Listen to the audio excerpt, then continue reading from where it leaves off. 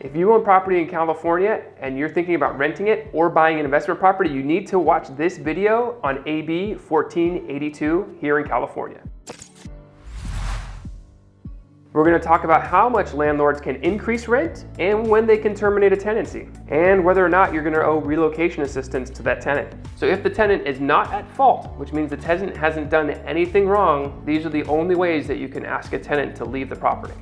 One is by a homeowner move-in. So it's either by you, the spouse, a grandchild, or a grandparent, or something like that, but it's a very straight line. You can't ask a cousin or a nephew to move in.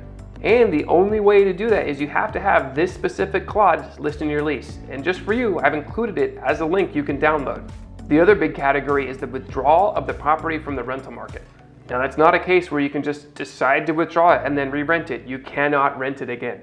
But again, you'd want to check with your attorney on the exact time frames. The other part of that would be if the landlord got a government order to get the tenant out. If the reason for the government order is that the tenants have damaged the property badly enough and that's why you're getting the government order to get the tenant out, then the landlord does not owe relocation assistance in that instance. But the other cases that we're discussing, the landlord is going to owe relocation assistance to the tenant. And the other reason is if the landlord plans to substantially update or remodel the property. Now that means you have to get permits and the tenant is going to be required to stay out of the property for a minimum of 30 days. And you definitely want to check with your attorney on that to be sure. That can be given either within the first 15 business days that the notice has been given or through waiving the last month's rent. Be sure to look at your local area because you might actually be required to give more for your relocation assistance. If you're not subject to AB 1482, you don't need to give any of these reasons as a reason to ask your tenant to move out.